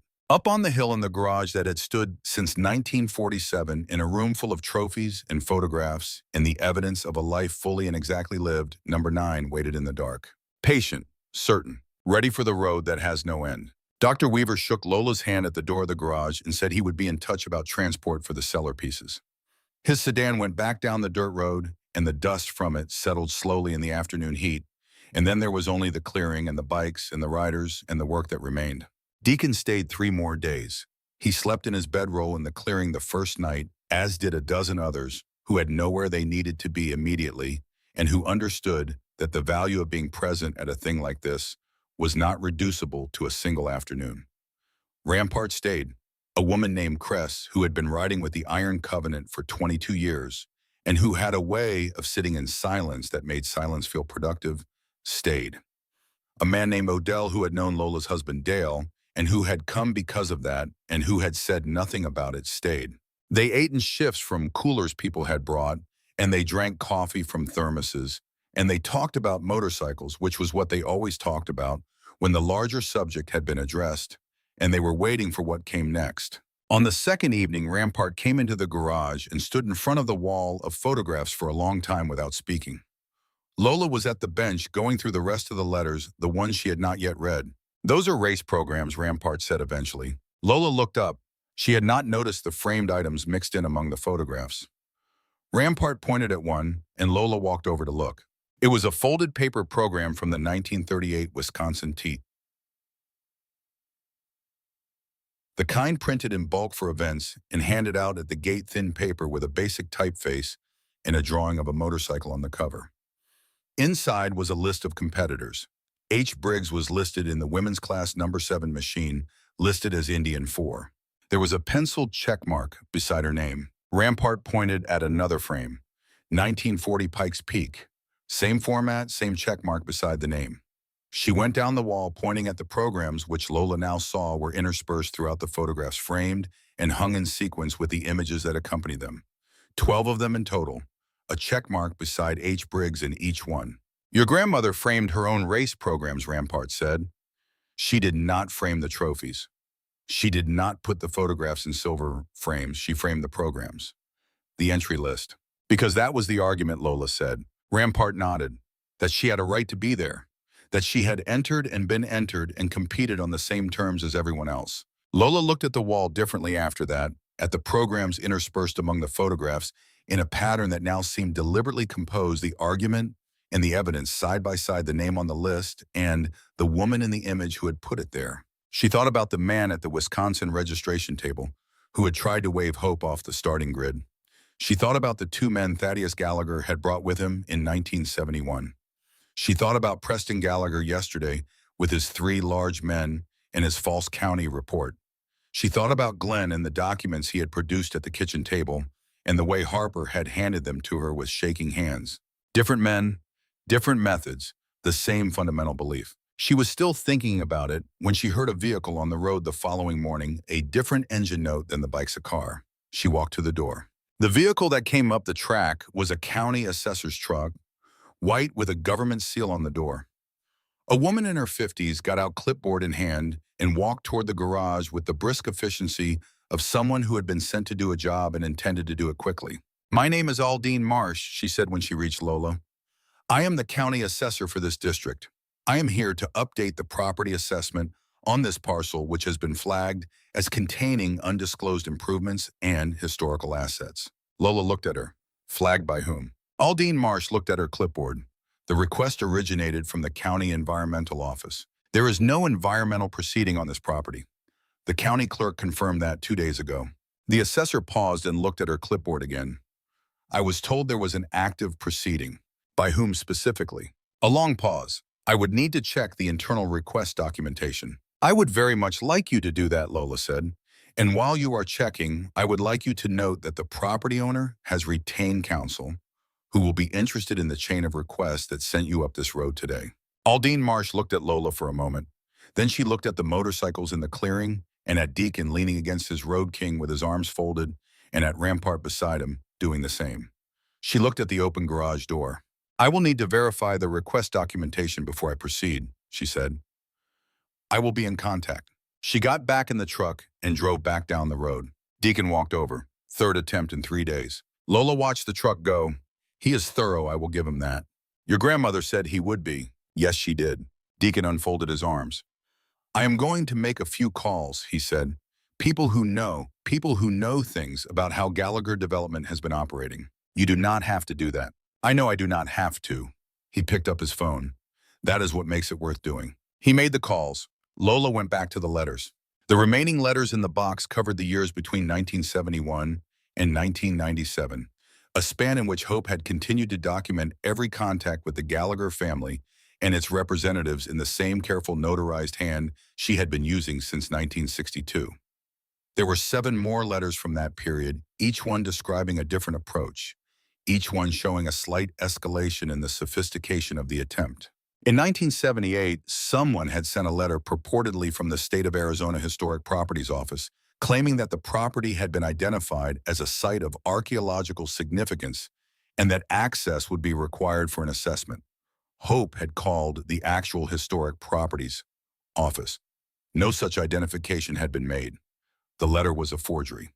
She had noted the specific differences between the letterhead on the forgery and the genuine letterhead she had obtained for comparison, and she had filed both with the notary. In 1984, a real estate attorney had sent a letter on behalf of an undisclosed client offering a price that was more reasonable than the earlier offers, accompanied by carefully worded language about the legal complexity of maintaining an undisclosed historical asset and the potential liability that might attach to an estate containing unregistered items of significant value. Hope had written in the margin, as she had written in the margins of all the others, her response. In this case, she had written 3 words. Interesting? Still no. In 1992, Robert Gallagher himself had written for the first time, presenting himself as a different kind of Gallagher than his father, interested in a mutually beneficial arrangement respectful of the property's history. Hope had written beside his name in the margin where she always wrote her notes. "This one is more careful. He is also more patient. Watch him." Lola stacked the letters in chronological order and put them back in the wooden box. She thought about the 26 years of property taxes, $210 a year, that she had paid without ever putting the key in the lock. She thought about all the people who had been circling this garage during those 26 years, not knowing what was inside, only knowing that it was something worth circling. She thought about her grandmother spending those same years writing letters that nobody had read yet, notarizing documents that nobody had needed yet, watching the road below from wherever she had spent her final years, knowing the day would come when the letters and the documents and the records would matter. It had come. She picked up the journal and read the sections she had skimmed in her exhaustion of the first night, the entries that described the process of acquiring the pieces now in the cellar. The Crocker frame had come from a man in Flagstaff in 1953 who had been cleaning out his late father's property and who had found the frame in the back of a storage building and had not known what it was and had wanted $75 for it. Hope had given him $80 and had driven it home in the back of her truck wrapped in moving blankets. The Bros Superior tank had come from a dealer in Los Angeles in 1961 who had been trying to sell it for 2 years without knowing its provenance and had been asking $200.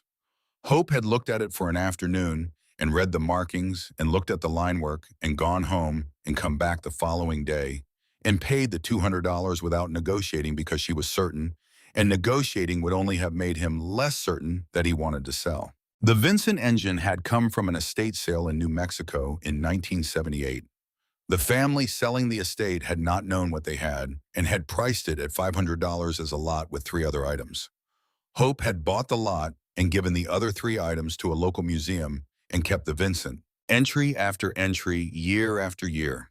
The pattern of someone who knew what she was looking for and had the patience to wait for the right piece at the right moment and the discipline to pay what was fair and not more, because overpaying attracted attention and underpaying meant the piece might go elsewhere. There was an entry from 1966 near the middle of the journal that Lola read twice. Saw a photograph in a magazine today of a woman at a rally in California riding a machine I recognized from the old circuit. Not a racer herself, just a rider. She looked at the camera the way women look at cameras when they are in a place they are not supposed to be, and they know it, and they are there anyway. I thought about going to find her.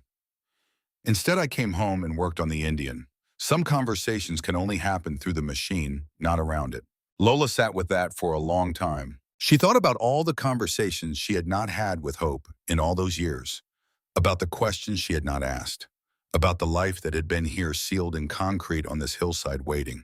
The answer to why Hope had kept it quiet was in the journal spread across decades of entries that described the attempts to take the machine and the records kept against those attempts. She had been protecting the collection. Every person she told was a potential leak, a potential connection to the people who wanted what was here. The secrecy was not vanity or privacy or shame. It was strategy. It was the same methodical, patient, thorough strategy that had produced the race record and the medals in the 3 decades of quiet acquisition.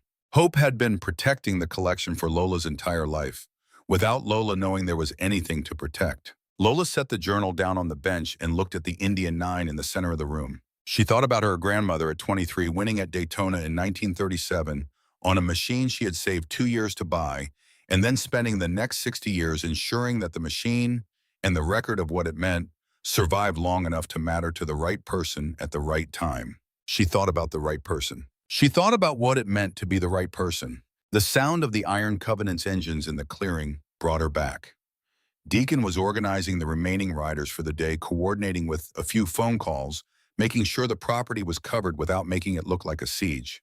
He was good at that, at the logistics of presence, at knowing how many people and what kind of presence was appropriate for a given situation. She walked out into the morning sun. Rampart was standing by the garage door with a cup of coffee, looking at the sign Lola had painted above it. Hope Briggs Workshop, established 1947. You did that fast, Rampart said. Last night, after you all turned in. It is right, Rampart said. It is exactly right. Lola looked at the sign. She thought about all the years it had not been there, all the years the garage had been a blank concrete wall with a padlocked door and no name and no history visible from the outside. She thought about painting it correctly and hanging it straight and stepping back to look at it in the lamplight at 2 in the morning and feeling something settle in her chest that had not been settled in a very long time. Your grandmother would have liked it, Rampart said. Lola thought about that for a moment. Yeah, she said. I think she would have. They stood together in the morning sun and looked at the sign and the building and the clearing where the Iron Covenant's bikes were lined up in the good morning light and did not say anything else because nothing else was needed. The seasons change the way seasons change in the high desert, not gradually, but in steps, a week of one thing and then a week of another. Heat of summer, stepping back to let in the cool of fall in a way that felt deliberate. By the time the first frost came in November, the garage had been running at a working shop for 4 months and had begun to develop the particular character of a place where real work happens, which is a character composed of dozens of small, accumulated details that no single person puts there deliberately, but that everyone who uses the space contributes to without meaning to. The floor had oil in new places from new machines. The pegboard by the welding station had developed an arrangement of tools that reflected Lacey's specific logic of use, rather than any predetermined organizational system. The workbench nearest the door had a specific area on its surface that Donna had claimed for her estimation, work stacked with sourcing catalogs and a notebook, with careful calculations and 2 colors of ink. Harrison had built a small shelf near his primary work area for the specific set of reference materials. He consulted most often manuals and parts diagrams, and a worn copy of a technical guide on pre-war American engines that he had owned for 15 years. Weston had developed a rhythm that started before the shop opened and ended after it closed. He was the first in and the last out, and he had begun without being asked to keeping a log of each machine that came through the shop, its condition on arrival, the work done, the condition at departure. He did not show Lola the log. She found it one morning on the bench and read through it and did not say anything, but the next week she bought a proper hardbound ledger and left it on his bench without a note. He understood what it meant. He transferred the existing entries into the new ledger in clean handwriting and kept going. Harper had developed her own rhythm more slowly and with more difficulty, but it was developing. There were days when the work did not go well, when a connection refused to seat correctly, or a system she thought she had understood turned out to require a step she had missed. And on those days, she would stand for a moment looking at what was wrong with her hands at her sides, and then she would go back to the diagram and start again. She did not ask for help unless she had genuinely exhausted her own resources. Lola watched and did not intervene unless the situation required it, which it less and less frequently did. There was a morning in late November, 6 weeks after Harper had first installed the carburetor on the panhead, when she arrived at the shop before Lola and was already at work when Lola came through the door. She was doing a full valve adjustment on a 1950 Indian Chief that had been sitting at the back of the shop untouched for 3 weeks because it was a complex job and the machines in more urgent need had come first. Lola stood in the doorway for a moment without announcing herself. Harper had laid out all the necessary tools in the correct order. She had the technical specifications for the job written out on a piece of paper taped to the bench beside the machine. She was working slowly and with the particular focused attention of someone who knows the job is difficult and has decided that difficulty is not a reason to avoid it. She had gotten part way through when she looked up and saw Lola. "I started on the Chief," Harper said. "I hope that is all right." Lola walked over and looked at what she had done. The disassembly was correct. The layout was correct. The specifications were the right ones for this engine. "Finish it," Lola said. Harper finished it in 4 hours. When she was done, she looked at the result, looked at the specifications, looked at Lola. "Is it right?" Lola examined the work. It was right. "Start it and find out," she said. Harper started the engine. It ran correctly. Neither of them said anything. Harper went and poured herself a cup of coffee and stood at the bench looking at the machine running, and Lola went to the next job on the list, and the morning continued. But something had shifted quietly and without announcement in the space between them. Not repaired, not resolved, but moved the way a stuck thing moves when the right amount of steady pressure has been applied for long enough. The following week, Lola put a machine on the main bench that had been waiting. A 1947 Indian Chief, a different one from the one Harper had worked on this one, having come in from a collector in Flagstaff who had acquired it at an estate sale without a clear understanding of what kind of shape it was in. It was in poor shape, not irreparably poor, but poor in the way that machines get poor when they have been sitting for a long time and then moved without the care that long-sitting machines require. Lola had been looking at it for 2 weeks and thinking about who should take the lead on it. She had considered giving it to Harrison, who would have done it correctly and efficiently. She had considered splitting it between Weston and Lacey, which would have been both educational and practical. She had considered taking it herself. She put it on the main bench and told Harper it was hers. Harper looked at the machine for a long time. The scale of the job was visible from the outside in the things that were wrong with the bodywork and the chrome and the obvious deferred maintenance. "This is a big job," Harper said. "Yes. How long will it take?" "As long as it takes to do it correctly." Harper looked at her. "What if I make mistakes?" "You will make mistakes," Lola said. "That is what the job is for." Harper nodded. She went home that evening and came back the following morning with the technical manual for the 1947 Indian Chief that she had ordered overnight from a supplier Donna had recommended. She began the assessment process that morning, and she began the log that went with it, writing down what she found and what the correct condition should be and what the distance between them was, in the same way Weston had been writing the shop log. She made mistakes, several of them. She found most of them herself and corrected them. The ones she did not find, Lola pointed to without elaborating, and Harper went back and found them and corrected them. The Chief took 11 weeks. When it was done, it ran as it had been built to run, and Harper stood beside it in the cleared space of the main bay and looked at it with the expression of someone who has done something they were not certain they could do. Lola came and stood beside her. She said nothing. She did not need to. Deacon came up the road that afternoon on his Road King, which he did periodically, checking in on the shop the way he checked in on everything that mattered to him, without announcement and without agenda. He stood and looked at the finished Chief. "That is good work," he said. Harper looked at him. She had met him only a few times since she had come back, and she had been careful with him, as she had been careful with all the Iron Covenant riders, understanding, without being told, that these were people who had shown up when her mother needed them to show up, and that their opinion of her was something she had to earn. "Thank you," she said. Deacon looked at the machine for another moment. Then he looked at Lola. "That is good work," he said again, and they both understood he was saying it to both of them.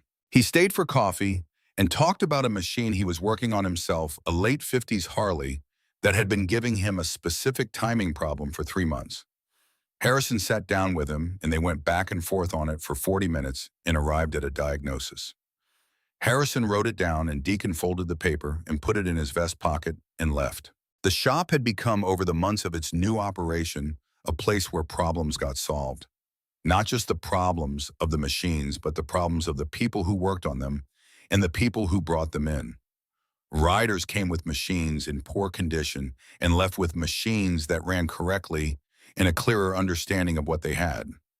Collectors came with questions about provenance and left with answers.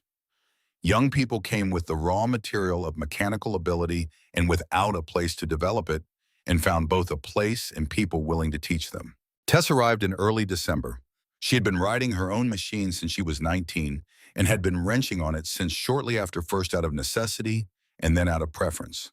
She drove down from Flagstaff on a clear morning with the bike she had been riding for 6 years, a machine that showed in its condition the kind of attention that serious riders give serious machines, and she parked it in the clearing and walked into the garage and said she was looking for someone willing to teach her the old machines. Lola looked at her hands, calloused and marked the way hands get marked from doing real work. She looked at the machine outside, well-maintained, correctly maintained by someone who had learned mostly on their own and had learned correctly. "Come back tomorrow," Lola said. Tess came back. She came back every day after that. She absorbed what she was shown with the speed of someone who has already built the frame that new knowledge can hang on, and she supplemented what she was shown with independent study that she never made a point of demonstrating, but that showed up in the quality of the questions she asked. By the end of December, the shop had 5 people working in it with real skill.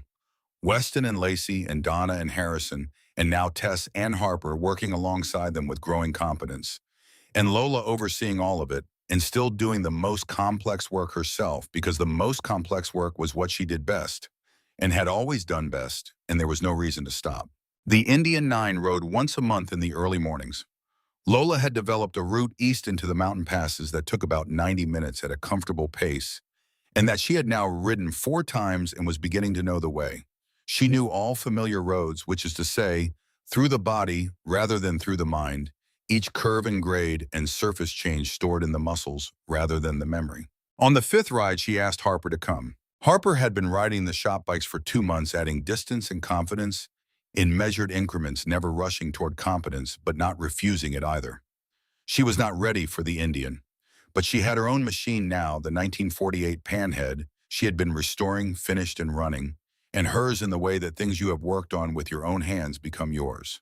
They went out on a Monday morning in January, the air cold enough for breath to show the desert pale and still before the sun cleared the ridge. Lola on the Indian, Harper on the Panhead, 50 yards back, keeping a pace that was hers rather than trying to match anything else. They rode east into the mountains as the sun came up. The road was empty. The light was the pale gold of winter mornings at altitude, and it lit the rock formations on either side of the road in a way that made them look ancient and significant, which they were. The Indian ran the way it always ran, smooth and certain, the deep familiar note of it preceding them around each curve and bouncing back off the canyon walls. Lola rode and thought about her grandmother riding the same machine east on a morning in 1943 with classified materials in the saddlebag and the same desert around her and a different kind of weight in it. She thought about what it meant to carry something important, across a landscape that would be indifferent to whether you made it or not. She thought about the difference between that weight and this one. She thought this weight was lighter and heavier at the same time. When they came back to the clearing, an hour and a half later, the others were there. Weston at the bench through the open bay, Lacey in the back with her torch. The smoke from the morning fire Donna always made when the weather was cold rising from the small pit outside. Harrison's truck in the clearing. Harper pulled in and stopped the panhead and sat on it for a moment before she swung off. She walked to Lola without speaking and looked at her with something in her face that was complicated and did not need to be named right then. Lola looked back way. They stood there for a moment in the cold morning air with the engines ticking down around them. Then Harper went inside and got to work. Lola stood for a moment in the clearing, looking at the garage and the sign above the door, and the motorcycles lined up along the side wall, in the open bay where the light fell across the floor and showed everything that was being done there. She thought about all the things that could not be repaired.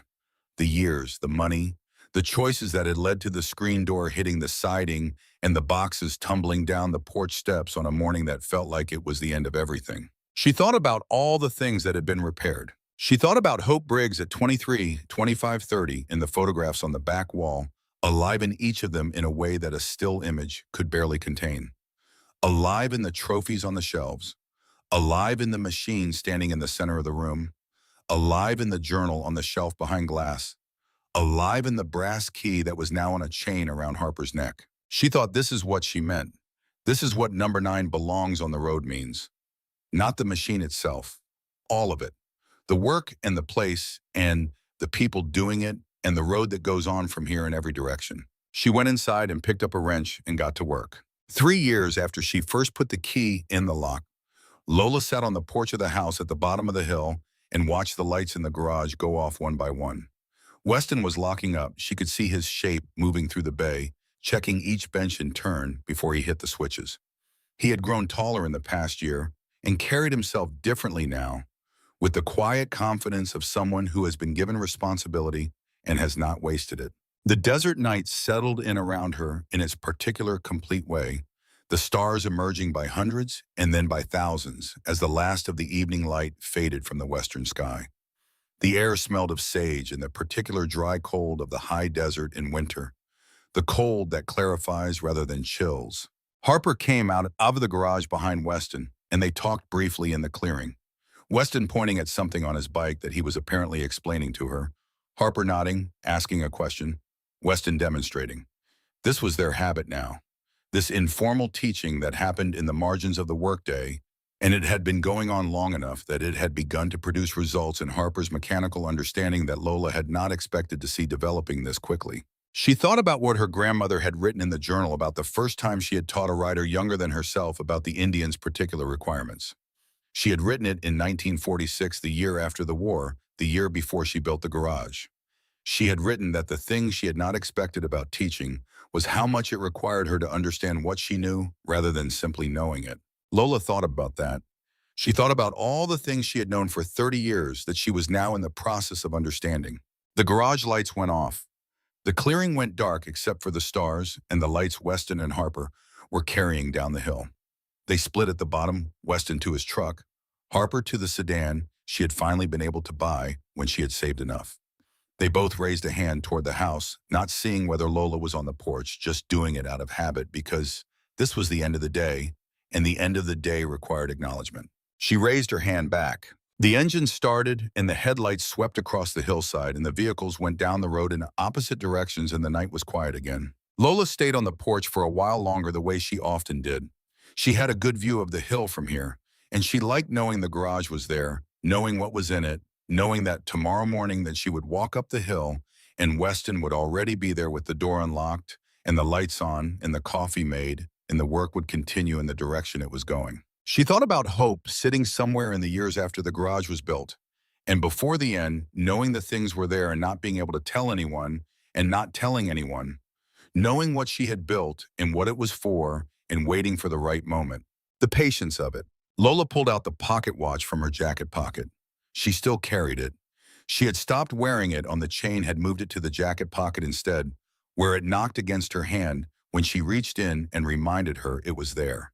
She wound it 3 turns in the dark and felt the mechanism engage and knew without seeing that the second hand was moving. She thought about Hope winding the watch in 1997, winding it and setting it on the bench in the dark garage where it would sit for a year before she died, and then for 26 years after waiting, keeping its own time in the sealed dark. Some things wait, she thought. Some things are built to wait. The Indian 9 was still in the center of the room where it had stood since the day she wheeled it back onto the platform after the first ride. It was not museum still anymore. It had road dust on the tires and oil on the floor beneath it, and the small evidence of regular use that accumulates on things that are used rather than displayed. It was not a monument. It was not a memorial. It was a motorcycle, and it would be ridden tomorrow morning if the weather was right, or the morning after, because that was what number 9 was for. Lola put the pocket watch back in her pocket.